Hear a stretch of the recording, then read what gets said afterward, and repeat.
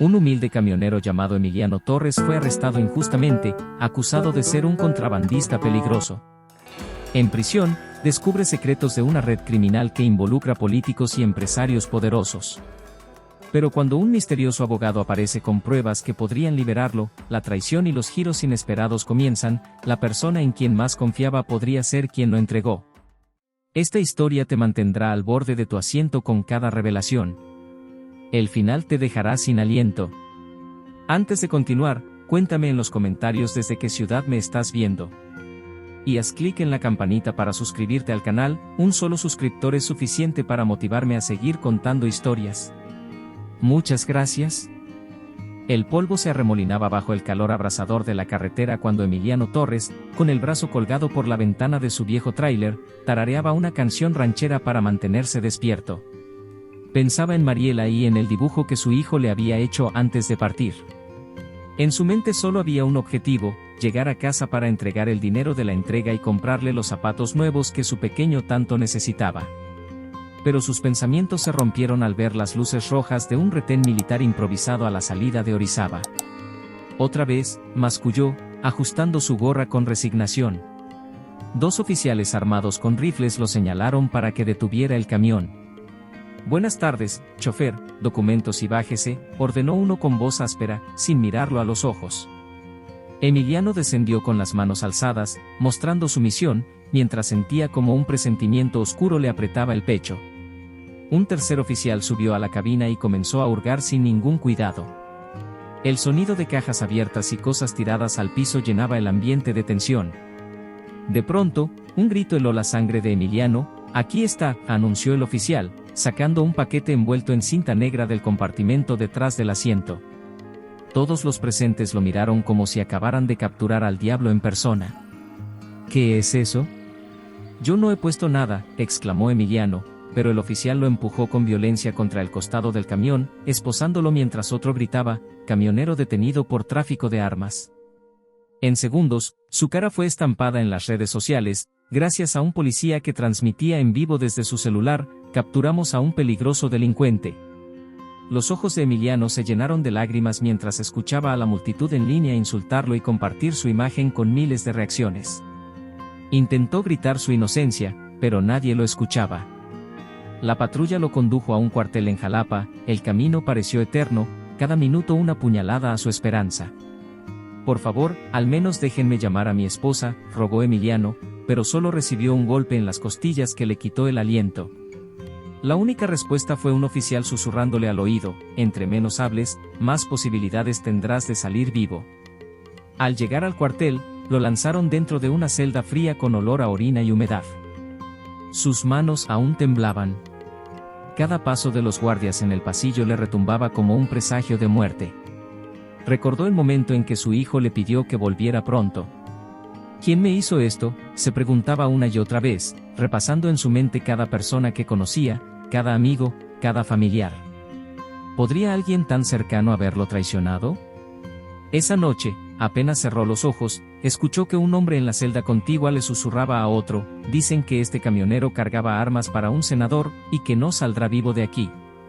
Emiliano sintió un escalofrío recorrerle la espalda. Las sombras se alargaban en las paredes, como si quisieran tragárselo.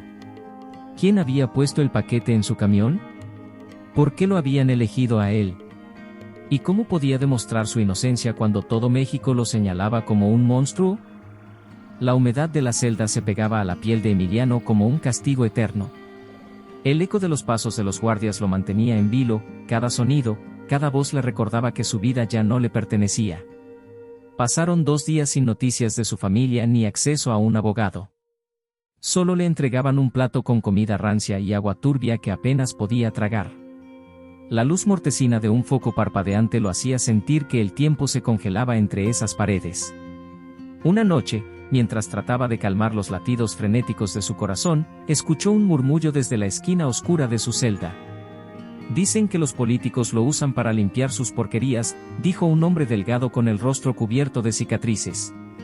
Emiliano se giró con el alma hecha trizas. «¿Qué sabes?». «¿Por qué estoy aquí?», preguntó, casi implorando. «No preguntes tanto, camionero. Aquí el que habla, muere, respondió el hombre, antes de darse vuelta y perderse entre las sombras. Al día siguiente, Emiliano fue arrastrado por 2 custodios hasta una sala de interrogatorios iluminada solo por un foco que colgaba del techo. Frente a él, un hombre vestido con traje gris, con un reloj que brillaba más que sus ojos, lo observaba con una sonrisa fría. Señor Torres, usted es un hombre muy desafortunado, comenzó, cruzando las manos sobre la mesa metálica. Está en el lugar equivocado, en el momento equivocado. Soy inocente. Alguien me tendió una trampa, gritó Emiliano, su voz quebrándose al final. El hombre del traje soltó una carcajada corta, casi como un ladrido. Eso díselo a los jueces, si llegas vivo al juicio. Luego se inclinó hacia él, bajando la voz como si compartiera un secreto. Mientras tanto, tus amigos, allá afuera disfrutan del dinero que generaste esta semana. Emiliano quedó petrificado. ¿A qué amigo se refería? ¿Quién podría estar lucrando con su desgracia? Cuando lo devolvieron a su celda, la desesperación se transformó en furia. Golpeó la puerta de metal hasta que sus nudillos sangraron, mientras repetía para sí mismo que debía encontrar la manera de sobrevivir y demostrar su inocencia. Esa noche, un guardia diferente se acercó sigilosamente y deslizó un papel doblado bajo los barrotes. Emiliano lo abrió con manos temblorosas, era una foto de su esposa Mariela y su hijo, pero detrás había un mensaje escrito con letra torcida: ellos serán los siguientes si hablas demasiado. Sintió un nudo en la garganta tan grande que apenas podía respirar. En un rincón, el hombre de las cicatrices lo observaba fijamente. No confíes en nadie, Emiliano. Aquí todos tienen un precio, incluso los que más dices querer, susurró con voz ronca. ¿Quién estaba detrás de esas amenazas? ¿Podría proteger a su familia desde un lugar donde ni siquiera su voz era escuchada? ¿Y si los que deberían ayudarlo ya habían sido comprados? Las horas en la celda se arrastraban como un castigo interminable, pero esa mañana, un estruendo de llaves rompió el silencio. Emiliano apenas tuvo tiempo de levantarse cuando la puerta se abrió con un chirrido oxidado y 2 custodios lo tomaron por los brazos. Te visita un abogado. No intentes nada, advirtió uno de ellos mientras lo sacaban al pasillo iluminado por un tenue sol que apenas lograba colarse por los ventanales. Lo llevaron a un despacho improvisado, donde un hombre alto, delgado, de cabello peinado con precisión y traje azul marino lo esperaba. Buenos días, señor Torres, dijo con voz grave, sin mirarlo directamente a los ojos. Emiliano se quedó mudo, asombrado de ver por fin a alguien que no llevara uniforme. Soy Salvador del Valle, abogado penalista. Alguien muy interesado en su caso me pidió que viniera, continuó mientras desplegaba unos documentos sobre la mesa. ¿Quién lo envió? ¿Mi esposa? ¿Mariela está bien?, preguntó Emiliano con voz temblorosa. Salvador levantó la vista, lo miró fijamente y negó con la cabeza.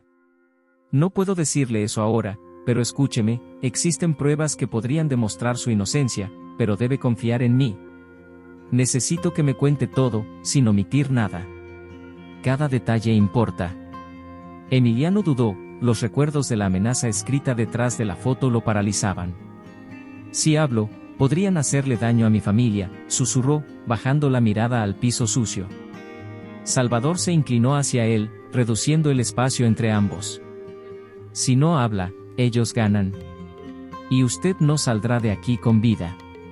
Le ofrezco una oportunidad, pero necesito saber, ¿hay alguien que pudiera querer verlo destruido? Emiliano respiró hondo y se atrevió a compartir sus sospechas. Habló de Federico, su cuñado que siempre envidió su pequeño negocio de transporte, de un viejo amigo, Rubén, con quien discutió hace años por un pago atrasado, y del empresario Rogelio Barragán, conocido en la región por sus negocios turbios. Salvador anotaba sin pestañear cada nombre, cada lugar, cada fecha. Interesante, muy interesante, murmuró el abogado, con un leve brillo en los ojos. Cuando Emiliano terminó de hablar, Salvador cerró la carpeta y se levantó. Voy a empezar a mover piezas, pero recuerde, esto es más grande de lo que imagina. Aquí no solo está en juego su libertad, sino algo que podría sacudir a mucha gente poderosa. Antes de salir, Salvador se detuvo en la puerta y lo miró por encima del hombro. Por cierto, señor Torres, ¿sabía que su camión fue visto 2 veces en una bodega de Jalapa días antes de su arresto? Emiliano sintió un golpe seco en el pecho. Eso es imposible, yo estaba en Veracruz en esas fechas, balbuceó, pero Salvador ya había desaparecido por el pasillo. ¿Cómo podían haber usado su camión sin que se enterara? ¿Quién más estaba implicado en esta red que parecía extenderse como un veneno? ¿Y qué precio tendría descubrir toda la verdad? La mente de Emiliano no dejaba de girar como un remolino después de la visita de Salvador. ¿Cómo era posible que su camión apareciera en una bodega que él nunca visitó? Cada noche en la celda se convertía en un laberinto de pensamientos, voces que se mezclaban con el eco de los gritos lejanos de otros prisioneros. Apenas lograba dormir cuando un guardia lo despertaba con un golpe en los barrotes. «Arriba, Torres». «¿Tienes visita?», gruñó el custodio, lanzándole un uniforme gris que apestaba a humedad. Mariela estaba al otro lado del vidrio del locutorio, pálida, con ojeras profundas.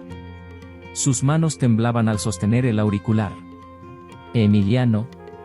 Dios mío, te ves tan mal», sollozó.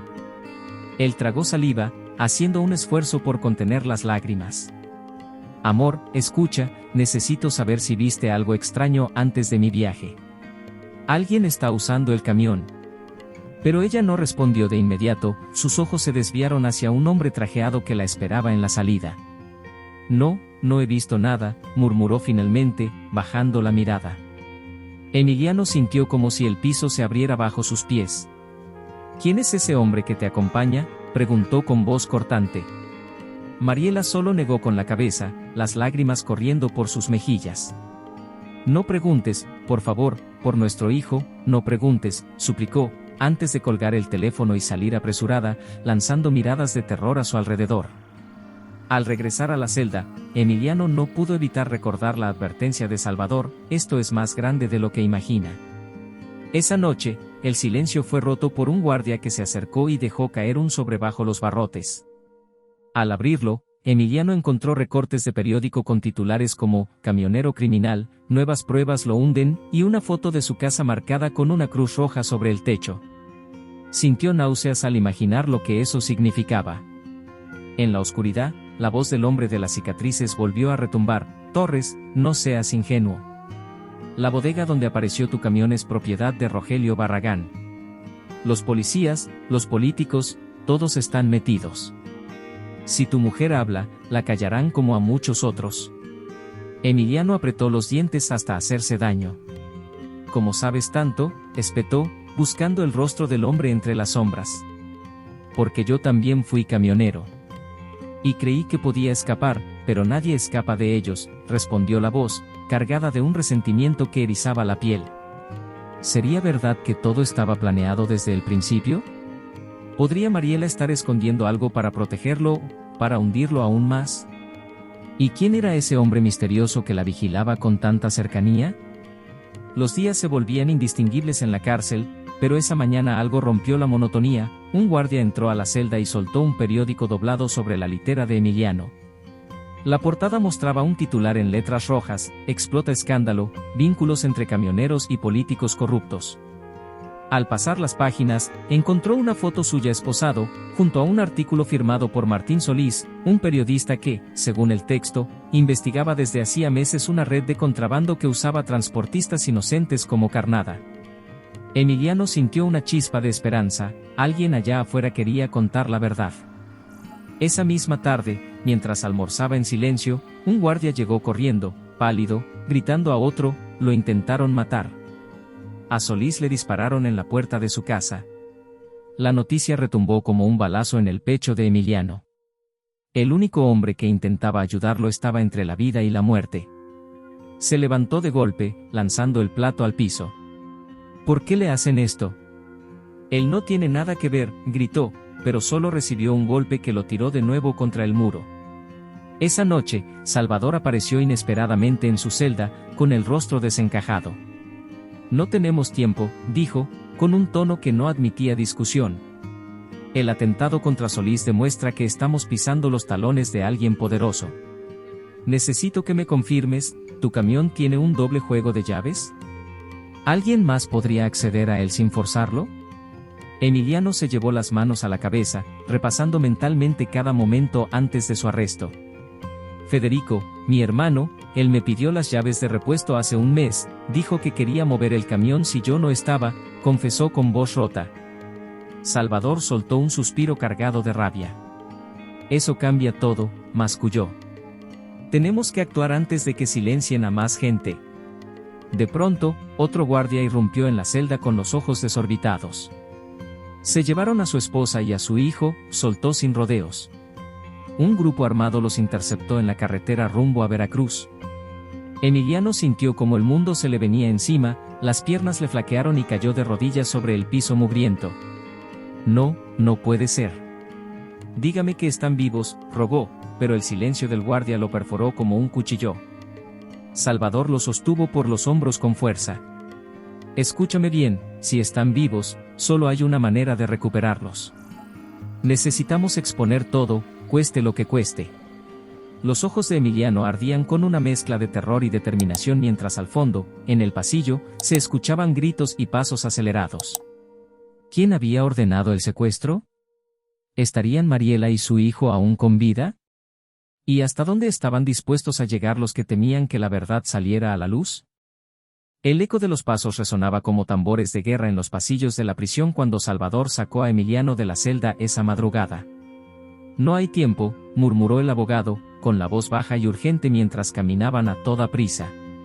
He movido contactos, pero necesitamos pruebas sólidas para salvar a tu familia. Si el senador Cienfuegos y Rogelio Barragán están detrás, debemos exponerlos ahora o los perderás para siempre. Lo condujo a una pequeña oficina abandonada dentro del penal, donde un viejo televisor transmitía imágenes difusas de un noticiero nocturno. En pantalla aparecía un vehículo calcinado en un camino rural. Se presume que los ocupantes fueron secuestrados o ejecutados, decía la reportera. Emiliano se desplomó sobre una silla rota, sintiendo un sabor amargo subirle por la garganta. Eso no es posible. No puede ser mi familia, gritó, golpeando la mesa con los puños ensangrentados de tanto apretar las manos. Salvador sacó un sobre amarillo de su portafolio y lo abrió con manos temblorosas. Dentro había fotos de policías recibiendo maletines en una bodega, así como documentos que vinculaban a Barragán con depósitos millonarios en cuentas en paraísos fiscales. Estas pruebas pueden cambiarlo todo, dijo Salvador, pasándole las fotos. Pero si las usamos, nos convertiremos en sus próximos objetivos. Emiliano apretó los dientes mientras revisaba cada imagen, reconociendo el logo de la bodega donde supuestamente se vio su camión. ¿Quién te dio esto?, preguntó, alzando la vista. Salvador lo miró fijamente. Martín Solís. Sobrevivió al atentado. Está escondido, pero dispuesto a publicar todo. Necesitamos sacarte de aquí para que tu testimonio le dé fuerza a la investigación. Un estruendo sacudió la puerta de la oficina. 2 guardias irrumpieron, apuntando sus rifles. Nadie se mueve, gritó uno, con el dedo en el gatillo. Salvador alzó las manos lentamente. Somos abogados, tenemos derecho a hablar con el detenido, intentó calmar. El guardia mayor se acercó con una sonrisa torcida. Aquí adentro, los derechos dependen de quien paga más, y alguien pagó mucho para que Torres no salga vivo. Emiliano sintió un frío paralizante recorrerle la columna. Buscó algo con que defenderse, pero solo encontró el sobre de las pruebas. Salvador, corre, gritó, lanzándose sobre un guardia. En el forcejeo, el televisor cayó al piso y explotó en chispas, iluminando los rostros desesperados de ambos. Salvador tomó el sobre y se escabulló por un pasillo lateral mientras los guardias intentaban controlar a Emiliano. Entre los gritos y el humo, Emiliano alcanzó a ver la silueta de Salvador desaparecer en la oscuridad con las únicas pruebas que podían salvar a su familia. Sintió que el tiempo se detenía cuando un arma se posó en su cabeza. Dijiste tus últimas palabras, camionero, susurró uno de los guardias con voz venenosa. ¿Lograría Salvador salir del penal con los documentos? ¿Podría Emiliano sobrevivir para reencontrarse con su esposa e hijo? ¿O el poder de quienes movían los hilos era demasiado grande para ser derribado? El cañón del arma presionaba la sien de Emiliano mientras el sudor frío le corría por la espalda. El guardia, con el dedo temblando sobre el gatillo, disfrutaba cada segundo de su miedo. ¿Creíste que un camionero muerto de hambre como tú podría enfrentarse a gente tan poderosa?, escupió con desprecio. Emiliano cerró los ojos, esperando el disparo, cuando de pronto un estruendo retumbó en el pasillo. Un grupo de hombres vestidos de negro irrumpió lanzando bombas de humo, los guardias cayeron al suelo entre gritos y caos. Uno de los encapuchados jaló a Emiliano por el brazo. «Vámonos si quieres seguir respirando», gritó con voz distorsionada por un modulador. Emiliano apenas comprendía lo que sucedía mientras lo arrastraban por un laberinto de pasillos oscuros. Los ecos de disparos y órdenes retumbaban por todo el penal. Al girar en un pasillo lateral, alcanzó a ver cuerpos de guardias inconscientes tirados en charcos de sangre. Al llegar a una salida trasera, un vehículo blindado esperaba con el motor encendido. Dentro, Salvador los recibió con el rostro desencajado. «Dios mío, lo lograron», exclamó, ayudando a Emiliano a subir. «¿Quiénes son ellos?», preguntó el camionero entre jadeos. «Amigos que también quieren ver a Barragán y Cienfuegos caer», respondió el abogado, mientras el conductor pisaba el acelerador y la camioneta se perdía en la oscuridad. Por primera vez en días, Emiliano sintió el viento fresco en el rostro. Se aferró al asiento mientras atravesaban caminos rurales a toda velocidad, con las luces de la ciudad cada vez más lejanas. Salvador sacó su celular y mostró un mensaje recién recibido: «Tenemos a Mariela y a tu hijo. Están vivos, pero el tiempo se agota». El mundo de Emiliano se detuvo. «¿Dónde están?». «Dímelo», suplicó con la voz quebrada. «Hay una posibilidad», dijo Salvador con seriedad. Martín Solís despertó del coma. Está dispuesto a reunirse con nosotros y publicar toda la verdad si llegamos a su escondite. Con su testimonio y tus pruebas, podemos negociar con los secuestradores o presionarlos para liberar a tu familia. Pero hay un problema: Rogelio Barragán sabe que sobrevivimos al ataque en la prisión y seguro mandará hombres tras nosotros. El conductor, un hombre fornido con mirada alerta, interrumpió: «Señores, tenemos compañía». A lo lejos, las luces de dos camionetas comenzaron a acercarse a toda velocidad. Las balas silbaron al impactar la parte trasera del vehículo blindado. Emiliano se cubrió la cabeza mientras el sonido de los disparos llenaba la noche. «¿No podemos detenernos?». «Nos alcanzarán», gritó el conductor mientras zigzagueaba entre baches para evitar los tiros. Emiliano se giró hacia Salvador con los ojos inyectados de desesperación. «Si morimos esta noche, ¿quién salvará a mi familia?», preguntó, su voz rota por el pánico. Las luces de las camionetas enemigas se acercaban tanto que iluminaban el interior de su vehículo como un sol macabro. ¿Conseguirían llegar vivos hasta Martín Solís? ¿O los hombres de Barragán lograrían acabar con ellos antes de que la verdad viera la luz? ¿Qué sorpresas aguardaban en ese encuentro que podría cambiarlo todo? Las balas seguían impactando la carrocería como un tambor de muerte cuando el conductor giró bruscamente hacia un camino de terracería, levantando una nube de polvo que envolvió a sus perseguidores. «¡Aguanten!», gritó, mientras aceleraba entre matorrales y baches. Emiliano apretaba el asiento con tanta fuerza que sus nudillos se volvieron blancos. Salvador marcaba frenéticamente en su celular. «Martín, estamos cerca». «Prepara todo», vociferaba con la voz al borde del pánico. Al salir del camino, divisaron una vieja fábrica abandonada iluminada apenas por un par de focos. La camioneta derrapó antes de detenerse con un chirrido metálico. Salvador bajó primero, ayudando a Emiliano a salir. «Rápido. Por aquí», lo urgió. Dentro del edificio, un hombre con el rostro vendado y una pierna enyesada los esperaba: Martín Solís, vivo, pero marcado por el atentado. «Gracias por venir», dijo Martín, su voz ronca pero firme. «Tengo todo listo para transmitir en vivo. Si publicamos las pruebas ahora, los secuestradores perderán la ventaja. No podrán matarlo sin exponer su propia corrupción», explicó, conectando su laptop a un módem portátil. Emiliano sintió una chispa de esperanza al ver en la pantalla las imágenes de las pruebas: policías recibiendo sobornos, reuniones entre Barragán y Cienfuegos, transacciones millonarias. «Hazlo», suplicó Emiliano, con los ojos vidriosos. Martín presionó un botón y la transmisión comenzó a esparcirse como fuego por redes sociales, noticieros y grupos de mensajería. Miles de personas empezaron a compartir el video en tiempo real. El país entero observaba atónito cómo se revelaba la verdad detrás de la red criminal. De pronto, un celular comenzó a vibrar en el bolsillo de Salvador. Era un número desconocido. Contestó con altavoz. ¿Qué quieren?, espetó. Una voz áspera respondió. Felicitaciones, acaban de firmar su sentencia, pero tus seres queridos ya no nos sirven. Se escuchó un golpe, un grito ahogado de Mariela y luego silencio. El corazón de Emiliano casi se detuvo. No. Díganme que están vivos, gritó, pero la llamada se cortó. Martín miró su pantalla y, con voz temblorosa, anunció, la policía acaba de intervenir una finca en las afueras de Veracruz.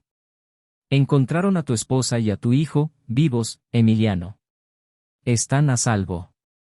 Las piernas de Emiliano cedieron y cayó de rodillas, las lágrimas brotando sin control.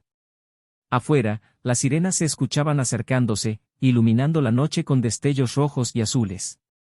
Lo lograste, dijo Salvador, posando una mano en su hombro. Emiliano alzó la vista hacia la luna llena, sintiendo por fin el peso de la libertad. En las noticias, la caída de Cienfuegos y Barragán se convirtió en el escándalo más grande de la década, sacudiendo los cimientos del poder en México.